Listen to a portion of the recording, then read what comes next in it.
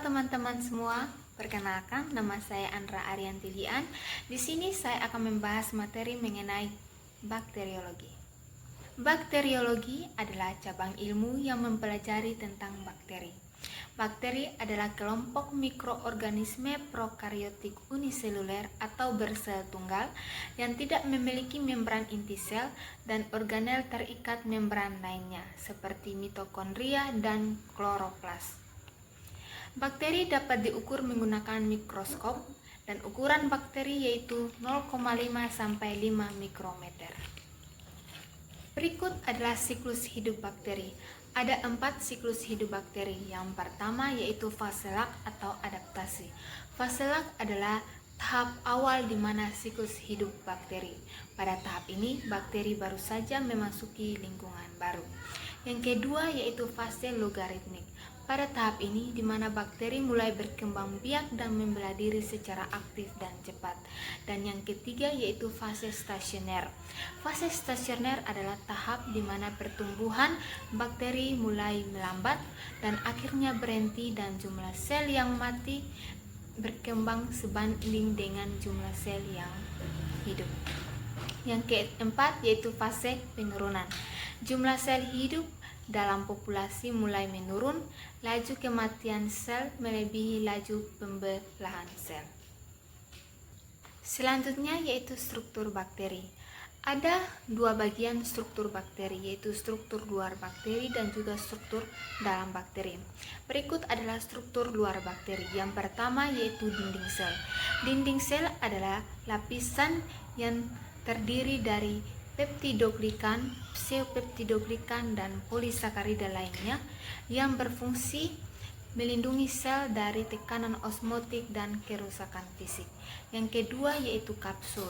Kapsul ada lapisan polisakarida yang berada di luar dinding sel yang melindungi bakteri dari fagositosis oleh sel-sel imun inang. Dan yang ketiga yaitu flagela. Flagela adalah struktur protein yang menempel pada dinding sel dan membran sel yang berfungsi sebagai alat pergerakan bakteri. Dan yang keempat yaitu pili. Pili adalah struktur seperti rambut halus yang menonjol di dinding sel yang membantu bakteri melekat pada permukaan sel inang dan berperan dalam transfer materi genetik antar bakteri. Berikut adalah mekanisme penularan bakteri. Ada 6 mekanisme penularan bakteri, yaitu yang pertama kontak langsung. Kontak langsung dengan orang atau hewan yang terinfeksi dapat menyebabkan penularan bakteri, contohnya melalui sentuhan. Yang kedua yaitu kontak tidak langsung. Kontak tidak langsung dengan benda atau permukaan yang terkontaminasi bakteri dapat menyebabkan penularan bakteri. Dan yang ketiga yaitu udara. Bakteri dapat menyebar melalui udara dan juga melalui droplet yang dihasilkan saat orang yang terinfeksi berbicara, batuk, dan juga bersin. Dan yang keempat yaitu air. Bakteri dapat menyebar melalui air yang terkontaminasi seperti air minum, air mandi, dan juga air limbah. Yang kelima yaitu makanan.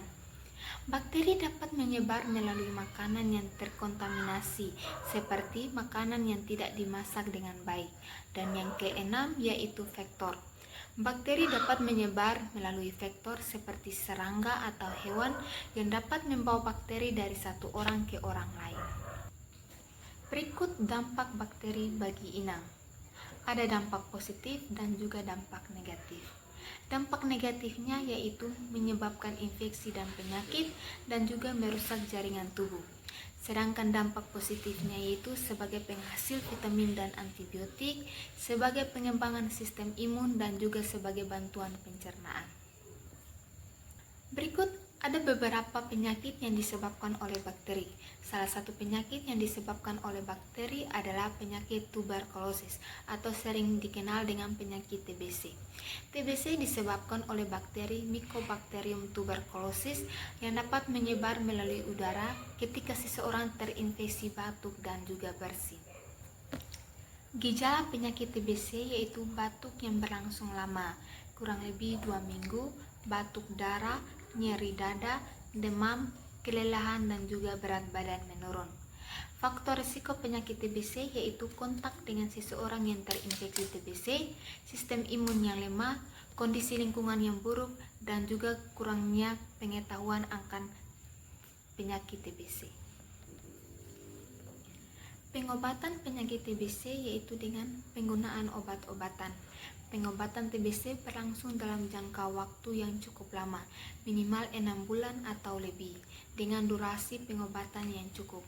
Untuk mencegah penyakit TBC, kita perlu menghindari kontak dengan seseorang yang terinfeksi TBC, menggunakan masker, mengobati TBC secara efektif, dan juga vaksinasi BCG. Kesimpulan dari materi yang sudah saya bahas yaitu bakteri adalah mikroorganisme bersel tunggal yang dapat bersifat menguntungkan dan juga merugikan bagi manusia. Penularan bakteri bisa terjadi melalui berbagai cara seperti udara, makanan, kontak langsung, dan vektor. Pencegahan infeksi bakteri dapat dilakukan dengan menjaga kebersihan, vaksinasi, serta penggunaan antibiotik.